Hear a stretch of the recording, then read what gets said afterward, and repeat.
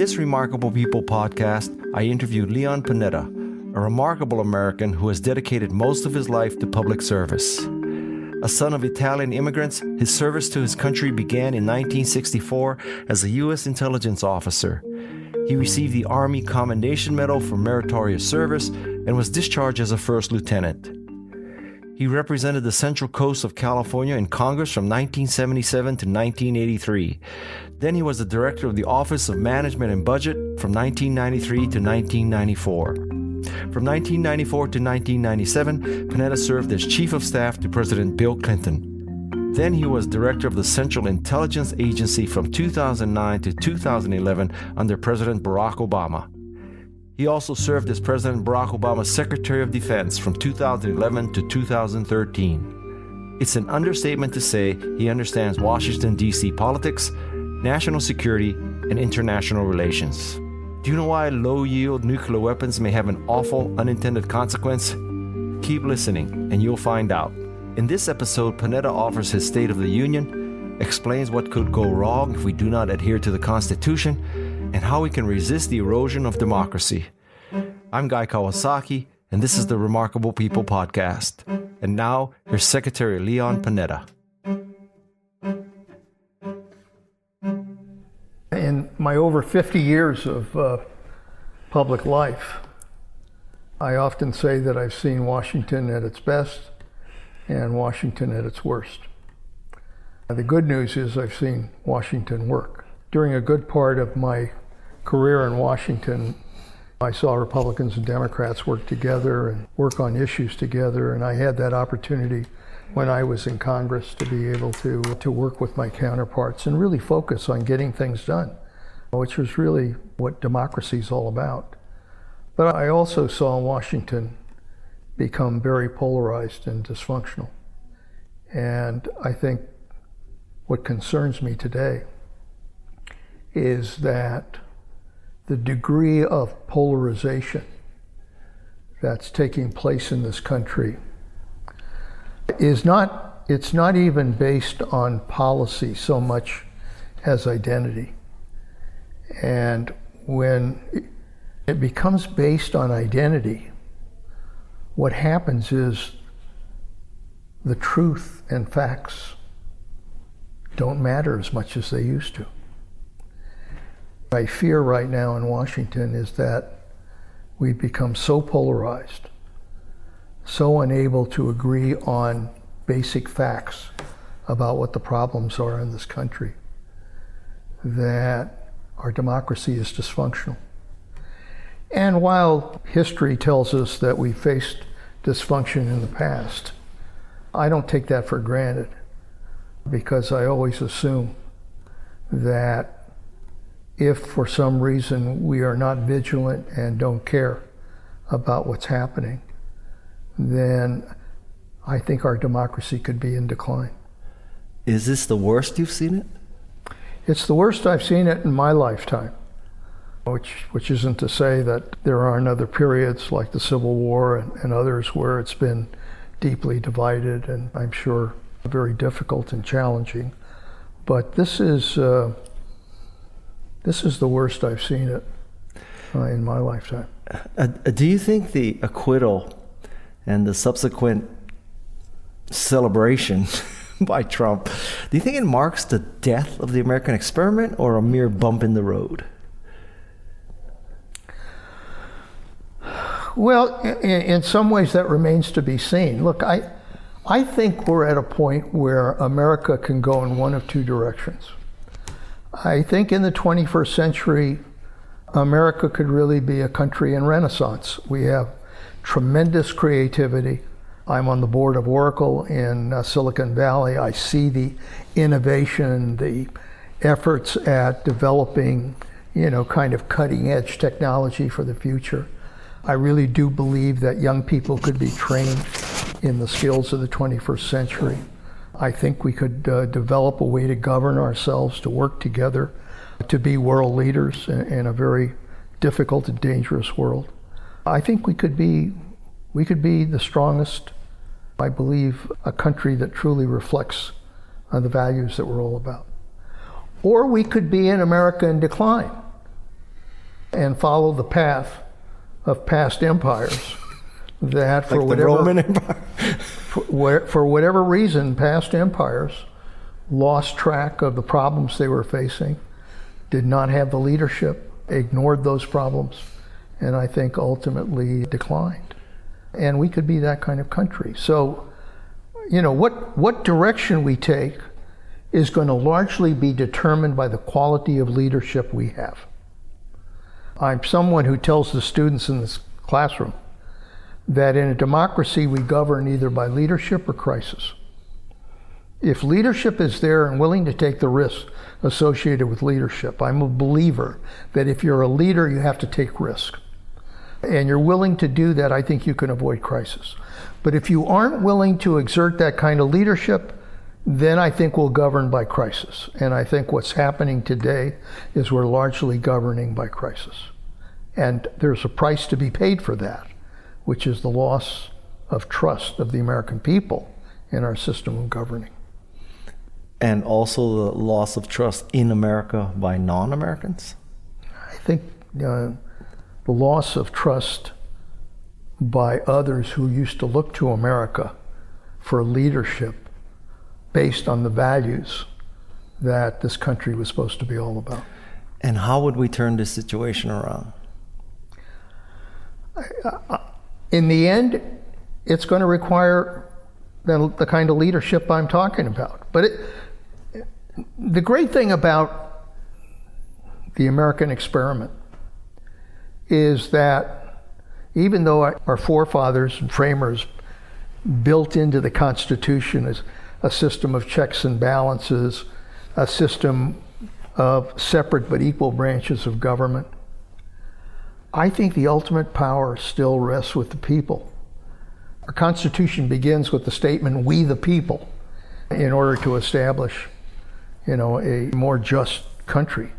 It's up to we the people, and I really do think in the end, it's going to largely be dependent on whether we the people decide that we want the kind of leadership that reflects the values that this country is supposed to be all about. I still believe in that leadership. I think most people in this country are common sense, believe deeply in what this country is all about and the opportunity that this country provides to people.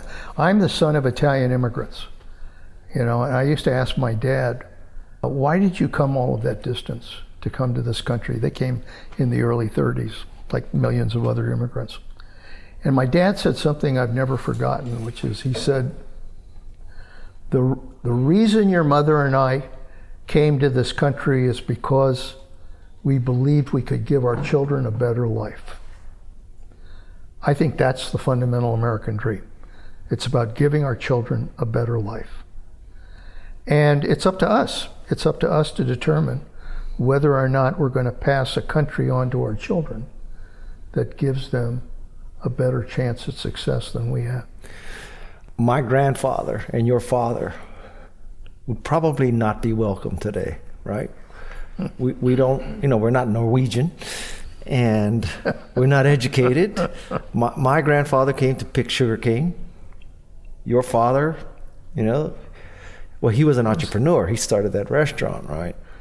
Yeah, but when he came into this country, he was labeled a peasant. Right. Yeah, he put that down on his form. Yeah, peasant. Yeah. And I'm Japanese American. You're Italian American. I'm from Hawaii, so it didn't happen to my family. But your grandfather was moved from the coast.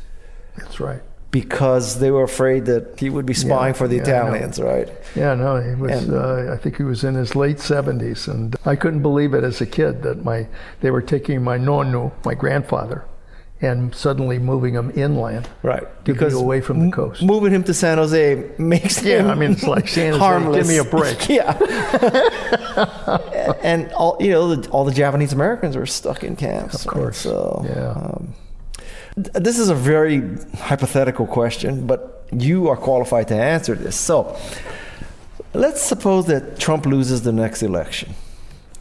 He declares it a fake election. He refuses to vacate office. McConnell and the Senate, they fall right in line. Roberts and the Breternity and the Supreme Court punts. Now, what happens in that case? It sure as hell is going to test our Constitution and what we're about as a country. And it's also going to test the American people in terms of whether or not we're going to protect this country. I spend a lot more time these days thinking about the trauma we went through in the Civil War and the fact that this was a country that split apart. I mean, we had states that seceded from the Union, and eventually it led to a civil war. But imagine the depth of feeling and hatred and anger and frustration that created that division. But, somehow cost a lot of lives that were lost in the Civil War, but somehow, with the leadership of somebody like Abraham Lincoln, we were able to hold our Union together. Now, I think it is not beyond imagination. And what literally happens? It's not beyond imagination, the scenario I think you painted, because I think Trump is not somebody who operates by any moral boundaries. He is not that kind of individual. And so it's very possible that he could do that. But I still believe that the leaders of this country, whether they're Republican or Democrat, are not going to allow this country to be torn apart by a president who decides that elections don't count. So who does the Department of Defense and Joint Chiefs of Staff listen to? Does the Senate or like Pelosi or McConnell say, get him out of there? I don't understand. Literally, how does it work? I think what we've seen these last few years, even though Trump brought a lot of military leaders into his cabinet and into the White House, but what he found out is that military leaders believe first and foremost in what this country is all about. They don't just follow blind orders from a president and commander-in-chief. Okay. And I think that gives me some hope that in the end, they'll do what's right. So the case of Richard Spencer and Colin Green both resigning, the Navy SEAL and Secretary of the Navy. Yeah. And the message was, you don't rebel, you resign. So if I'm a military leader today and I face this kind of decision, I resign? Is that what you do? If in the end the President of the United States is doing something that violates every standard and code that you swear to uphold, and he's going to proceed to do that, I don't think you have any alternative but to resign. Okay. I'm very interested how you view people like James Mattis and John Kelly. Now, I know James Mattis is speaking for you or has spoken for you, right? Yeah, he's coming. He's at our lecture series this year. So one part of me says, these guys are complicit. And it's like saying, well, I only worked for Hitler 3 years. I'm not the bad guy. Or do you view them as, well, they were patriots, they served their country, they went to work for a commander-in-chief they didn't agree with because they loved their country. How do you interpret a Mattis or a Kelly? First and foremost, the way you understand both of them is that they're both Marines. Through and through. What does that mean? They're Marines. They're soldiers. They do what they believe is right for the country. They follow orders. They believe deeply in this country and in what it's all about. And I think deep down, it is about service to the country. That's the bottom line. It's about service to the country. If I believe I'm serving the best interests of this country in whatever I'm doing, then I believe I'm doing the right thing. Now, I may be operating with a president who I disagree with. I may be operating with a commander I disagree with. But if I feel like I can steady the ship and keep it going in the right direction, even though, I'm going to have to cut some corners, then I tell myself, I'm serving the country. And I think that's what both of them did. Okay. It seems to me that the current crop of Democratic candidates, they're basically playing inside the box. They participate in debates, they appeal to their base, they're trying to, if they're too far left, they try to moderate themselves. If they're too moderate, they try to go further left. They raise tens of millions of dollars, all that. And yet, I see them, they're up against Trump, who's going to spend $1 billion. I don't know how you put a dollar value on Russian help, but call that another billion. So they're up against this $2 billion machine, and they're raising tens of millions. So, well, first of all, is that accurate assumption? That assumes that Bloomberg doesn't get nominated. No, but okay, I'm coming to that. Okay, so my next paragraph here, I can show you, is, I'll read it. Then there's Bloomberg. Net worth 61 billion. Buys as many Super Bowl commercials as Trump. Yeah. Isn't he the most equipped to take on Trump? No, I think that's why a lot of people are giving him a second look, because they're worried that what's going to happen is that, as the Democrats kill each other in the primary process and hurt each other, that ultimately whoever, emerges is going to be very weakened by the process and won't have the money or support to be able to take on Trump. And so I think a lot of people are saying, maybe it does take somebody like a Bloomberg who has $1 billion, who's willing to spend it on ads going after Trump, who is able to take him on, who's a businessman, who obviously has been successful at what he's done. So there are a lot of people that are making those arguments, and I can understand it. I think that in the end, if it's going to happen, it's got to be because, the Democratic Party feels that he represents the best chance at beating Trump. I've made a case to my family that the reason why Trump won was not because that many people wanted Trump, they just didn't want Hillary, whether that's right or wrong. And I think there's a combination of things here. I talked about that dysfunction. In the last 20 years in Washington, it has become much more dysfunctional. And the problem is, problems are not being solved. Presidents, whether they're Democrat or Republican, have tried to turn to executive orders. They can't deal with the Congress. They can't govern the way they should be governing for a lot of reasons. And it created the sense that nothing was getting done. And I think produced a lot of frustration and anger in the American people, who said, Washington is not working. I know this guy is crazy. I know he doesn't represent the views that I represent, and he certainly doesn't represent the morality that this country is all about. But I know one thing, that he will go there and produce change.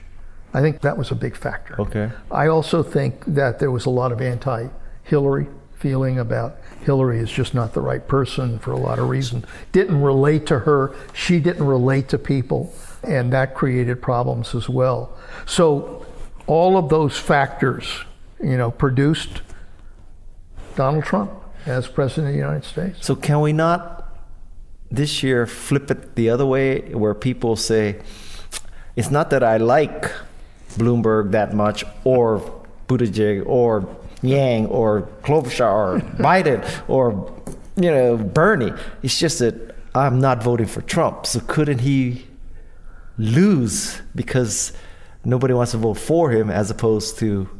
I think that's a real possibility, but you can't beat him just by telling people to vote against him. You still have to have a candidate what you stand for, who represents an alternative and represents what this country should be all about. You have been obviously CIA secretary, chief of staff, congressman. For my simple brain, could you explain to me what goes through the brains of senators when they declare that they're going to work with Trump's lawyers in advance? There's no, I mean, like, what alternate reality does a juror say, I know he's not guilty, select me to the jury? I mean, what's going through their minds when they say something like that? Even if you believe this, shouldn't you lie? Frankly, I find it very difficult to, in any way, be able to rationalize what these senators did. Mitt Romney did something very courageous because he basically said, I looked at the facts, and the facts proved that the president did, in fact, abuse his power as president of the United States. And I have to tell you, in my time in the Congress and when working with the Congress, I really thought that most members believed in the end that they had to vote based on what was right for the country. As a matter of fact, the presidents I worked for, whether it was Bill Clinton or Barack Obama, as political as they may have been, deep down they wanted to do what was right for the country. And that always gave me a sense of confidence that, in the end, push comes to shove, whether it's politics or money or whatever else, they're going to do what's right for the country. I think that's what you're supposed to do. When you're elected, your responsibility is to do what's right for the country. So I don't understand how they could suddenly sell their soul. Well, I do understand, because if you look at politics as just survival, re-election, they have basically decided the only way they're going to be able to get reelected and survive is if they basically commit themselves to whatever Trump is and does. Yeah. And I think that is how Republicans justified their vote, that, yeah, he did something wrong, but, in the end, I'm not going to get rid of him because he's my best bet to retain power.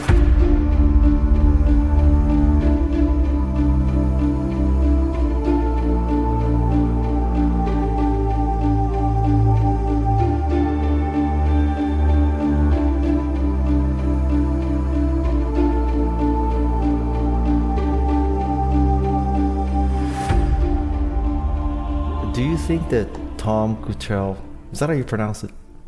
Kuchel? Tom Kuchel? Keuchel. Keuchel? K-U-C-H-E-L? K-U-C-H-E-L. He's pronounced Keuchel? Yeah. Okay. You think he's turning over in his grave right now? Absolutely.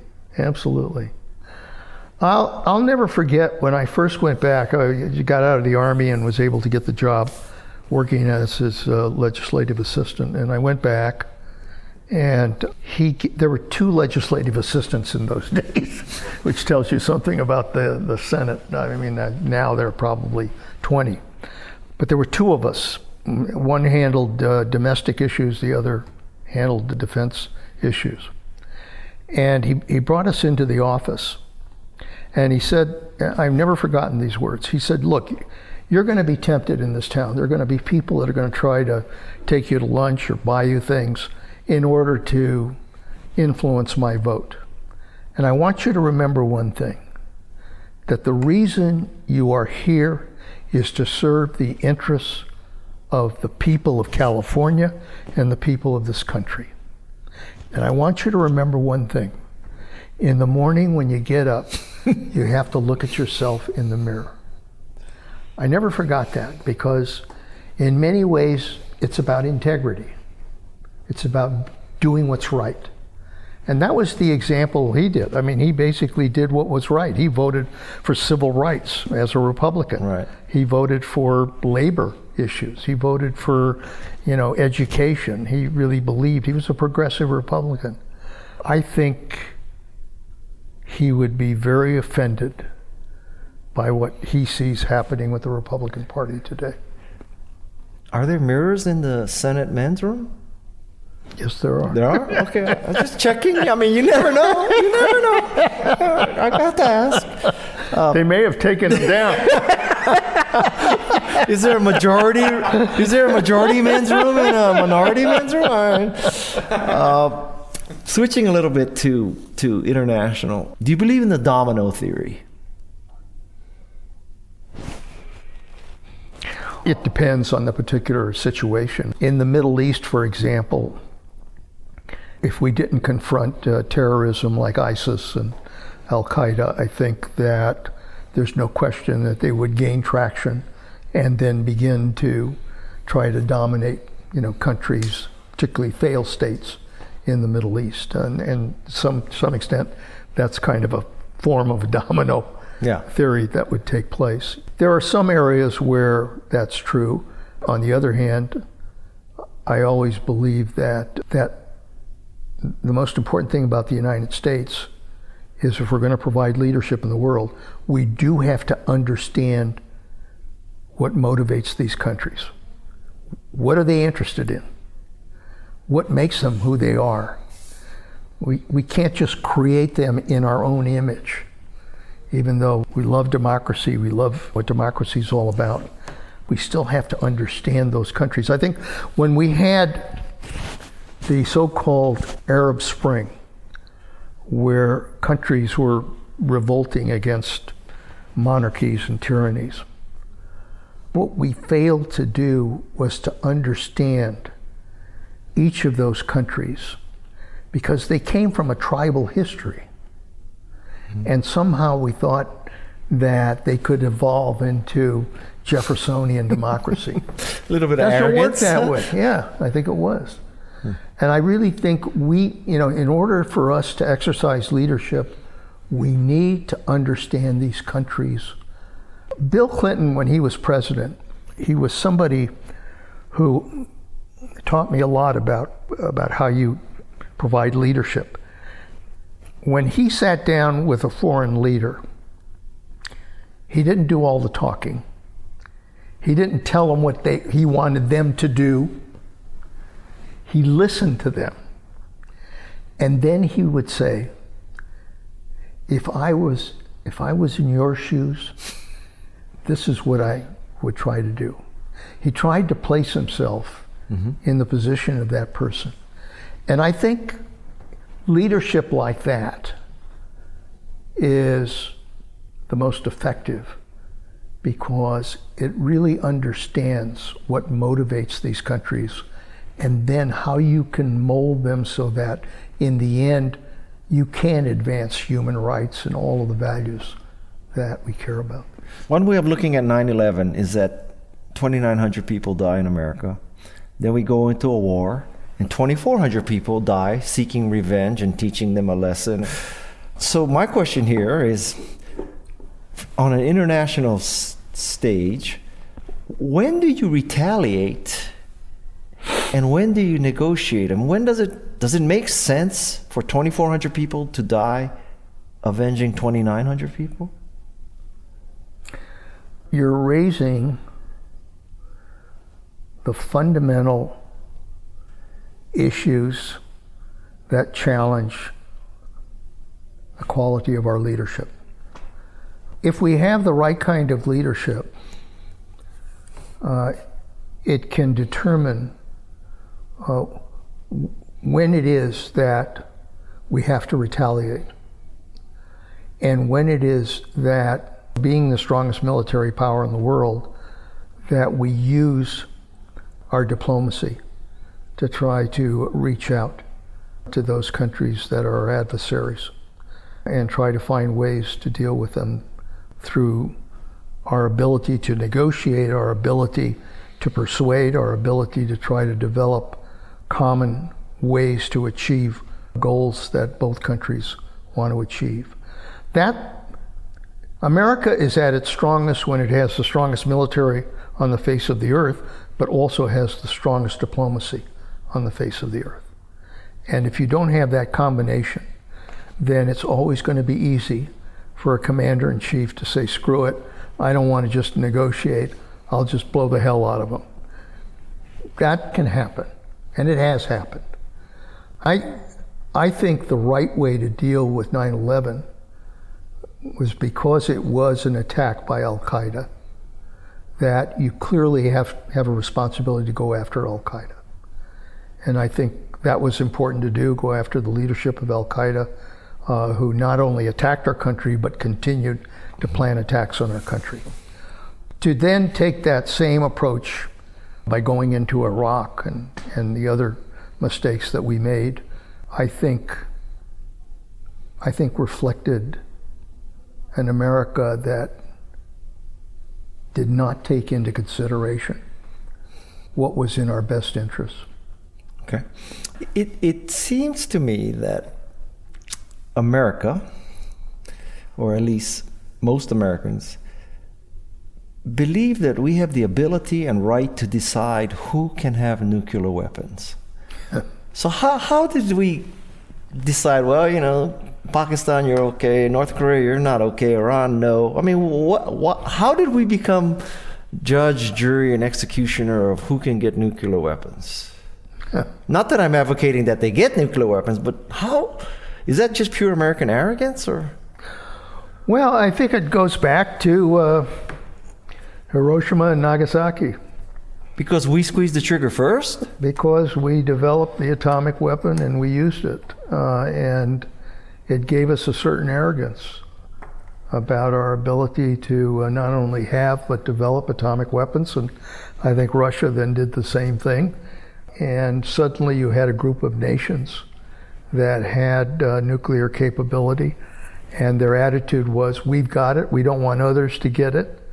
And I think there was an effort at one time to really develop standards of trying to control the development of nuclear weapons. Mm-hmm. The whole effort to develop the nuclear agreements that countries would abide by was part of the effort to try to develop some kind of approach that would not have nuclear weapons just simply proliferate across the globe and ultimately destroy our own planet. What happened was that there were a group of nations that were trying to drive that process, but what it failed to consider were countries like Pakistan and India and others who said, North Korea, who said, wait a minute, we have as much right to a nuclear weapon as you do. That's what I just asked, basically. Yeah, right? I mean, and they took that same approach. I think the only way you restrain that is if you bring those countries to the table and make them part of the effort to try to say, wait a minute, if we're going to restrain nuclear growth, then all of us have to be part of that effort. All of us have to be part of that effort. In many ways, what's happening with cyber is the same damn thing today. I think cyber is the battlefield of the future. I think the failure to sit down and try to understand how cyber is being used, what limits we should place on the use of cyber, try to develop some standards for when cyber is acceptable and when it's not acceptable. The failure to do that really means that I think at some point we are headed towards war in the cyber arena. Do you think that low-yield nuclear weapons are a deterrence or an irresistible toy that says, well, this is not such a bad nuclear weapon, so let's just fire a few of these low-yield ones? I think it's dangerous to place these low-yield weapons on our submarines because I think it increases the incentive to make use of those in a particular conflict. I mean, you may make the decision, even though it's not a nuclear war that you're engaging in, that if you use low-yield nukes, that will somehow be able to prevent the war from becoming worse.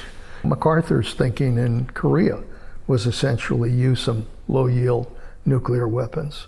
And it doesn't take long if you deploy these low-yield weapons out there that you're going to create an incentive to potentially use those weapons in a situation where you otherwise would continue to use conventional weapons. There must be some irony that you read the announcement of the low-yield nuclear weapons on subs, and the justification is, well, it's a deterrence against Russia, and then Russia is, our best friend now. I mean, how do you put those two things together? Well, I think if people would be better off if they thought about the fact that, prior to making that decision, we were basically, we had taken the approach on deterrence that if they attacked us, we'd blow the hell out of them and they'd blow the hell out of us and we'd destroy the world. That was really the deterrence. I mean, who are we kidding? It was, ultimately we're going to destroy the world. And that's okay in a sense, right? In many ways it worked. Yeah. In many ways it worked. Even though I think the old Soviet Union failed for a lot of reasons, probably largely economic. But nevertheless, they collapsed. I think that it's dangerous to think that somehow by using low-yield weapons that you give yourself greater flexibility. And sometimes that's what the military looks for, is how can we be a little more flexible here? Now, part of the problem is Russia is doing the same damn thing. And Russia is developing their nuclear arsenal, and they're going to continue to develop that. And every country then tries to figure out, how do we counter what that country is doing? That's how the nuclear arms race begins. And my fear right now is that we're engaged in a nuclear arms race again with Russia. There's only one treaty left, right? That's right. And that's about to go. Yeah. Getting off nuclear weapons. You hear a lot of talk about if such and such country doesn't do this, or we're going to hit them with trade sanctions. Have you ever seen a sanction work? No, never. Well, what's the theory? Okay, thank you, Leon. I don't believe that. I think you engage in a trade war, nobody comes out a winner. Everybody loses. Now, it's not to say that you shouldn't be tough. You shouldn't negotiate, and be tough negotiators and use whatever leverage you can in those negotiations. But I think to engage in a trade war really not only damages the relationship, not only hurts people who depend on trade, but what it does in the end is it makes matters worse. I don't think what the agreement we came out with China is a Band-Aid agreement. It's trying to get us past the war. Get us past November, get us past the immediate consequences of a full-scale trade war. I am a believer, and it goes back to my time in the Congress, I'm a believer that if you want to accomplish something, the best way to accomplish it is to engage in negotiations and stay there as long as it takes to get what you want. But what's in your bag of tricks? What do you negotiate? So you can't negotiate a sanction. You can't use low-yield nuclear weapons. I mean, there's lots of threats out there. You'll always have the sanction threat. You always have the trade war threat. But I think the bigger incentive is not the threat of how much harm can I do to you. I think the bigger threat is, what can I do to offer you something that'll make your economy and your people stronger? Oh, so we're talking carrots, not sticks. Yeah, I'm a believer in carrots. I believe you always have sticks. You keep sticks in the closet, though. And you talk about how everybody can benefit from the trade relationship. Because in the end, that's what both countries want to do. That's what most countries want to do, is benefit from the trade relationship. Okay. This past week, we basically saw everybody go batshit because of the bug in the Iowa election app. And yet, no one seems to care, or go batshit at least, about Russian interference. So I don't understand that. Tell me that you know that somebody at the DOD or CIA were retaliating? I mean, what? Like, just from the outside looking in, like, I don't understand. We're not doing anything. We're just saying, oh, Russians are interfering. Oh, but the Iowa election app, that's the end of democracy. What am I missing, Leon? Well, you're missing a lot of politics. Okay. I don't understand. You're missing politics. And I think that when the Iowa Democratic Party, for whatever reason, came up with the wrong app or didn't test the app and screwed up the reporting on the caucuses. What they did was they handed the Republicans a weapon in which the Republicans basically said, these guys are incompetent, the Democrats are incompetent. If you can't trust them to count votes and do it the right way, how can you trust them to govern? And that's, I mean, so yeah, it became a real political weapon to beat up the Democrats. Now, on the fundamental issue of how do we trust our election process today so that every American who goes to the poll and casts his or her vote knows that ultimately it counts. I think a lot of questions have been raised about the ability of our system to be able to deliver one man, one vote. And part of it is due to what happened with the Russians in 2016. The Russians understood probably for the first time, because we've always had cyber, we've always had the ability to hack, we've always had the ability to be able to screw things up using that technology. But the Russians really decided to use cyber in an effective way to undermine the credibility of an election. And they did it very effectively. And I think they did it in 2018, and I think they're going to do it in 2020. And part of the fear, even though I think the vast majority of leadership in this country, Republican and Democrat, understand what the Russians are up to and want to prevent it from happening. And I know law enforcement and intelligence agencies are trying to watch it. But the fundamental problem is that the President of the United States has not denounced what the Russians are doing. And when the President doesn't denounce it, it undermines our ability to really provide effective enforcement.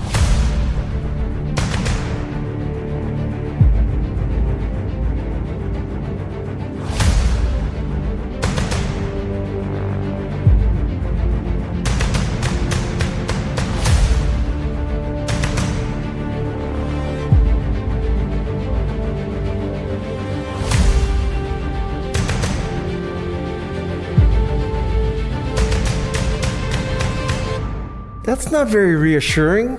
No, it wasn't intended to be. It wasn't intended to be. There's not a room full of, like, in Donald Trump's words, 400-pound people, like, working on hacking Russia right now? I think it's very hit and miss. I think the intelligence agencies care a lot about it.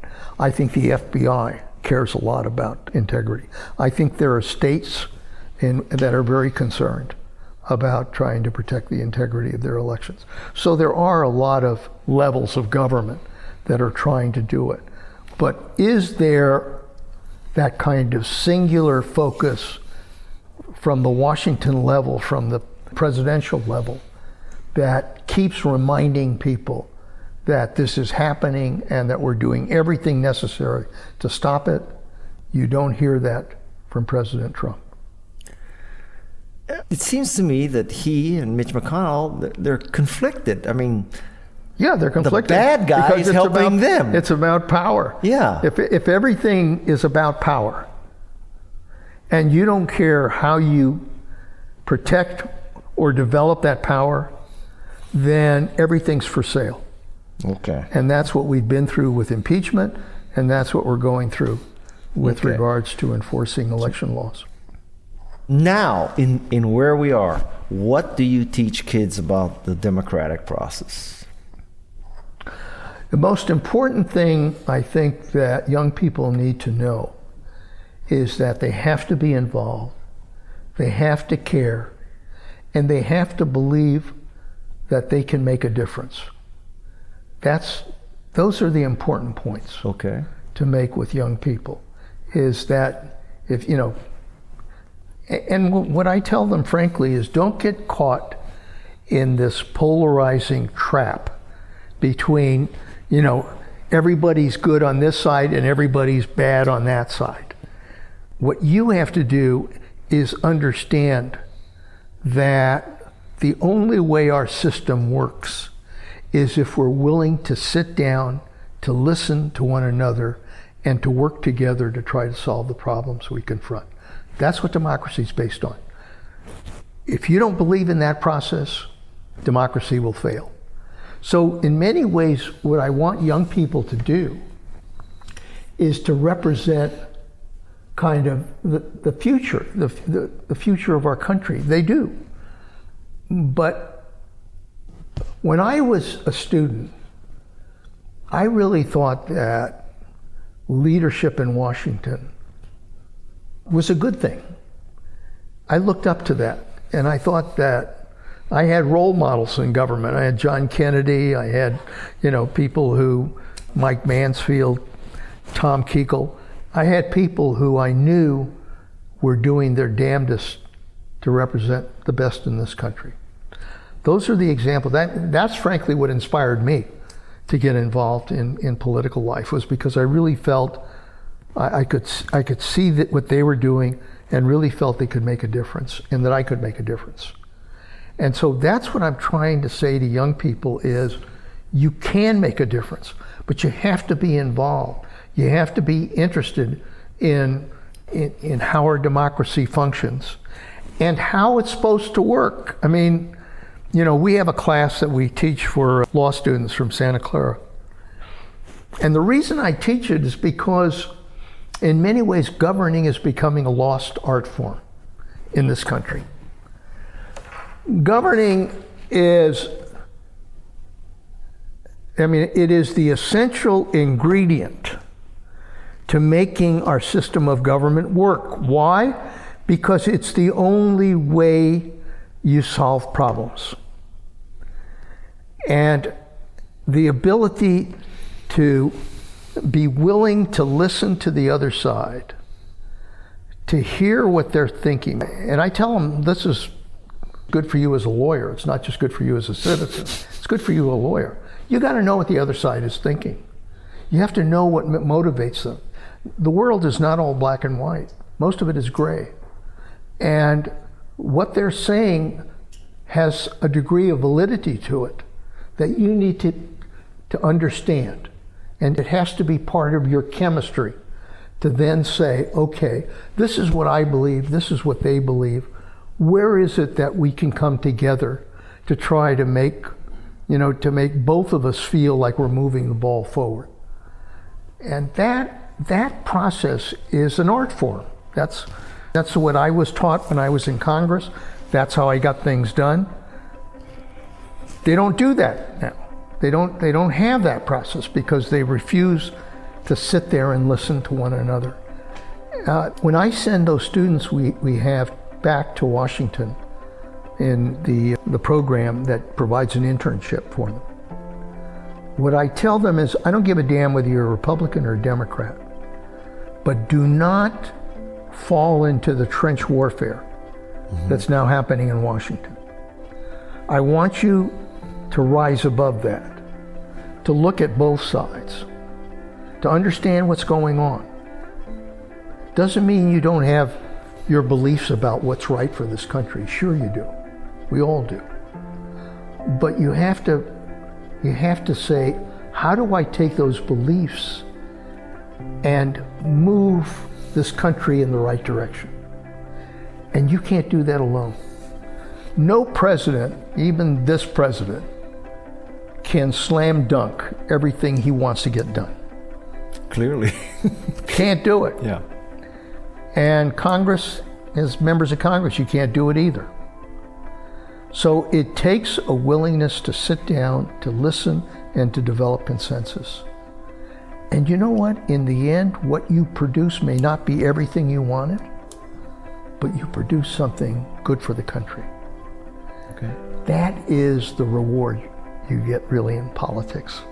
It's the ability to move the country step by step in the right direction.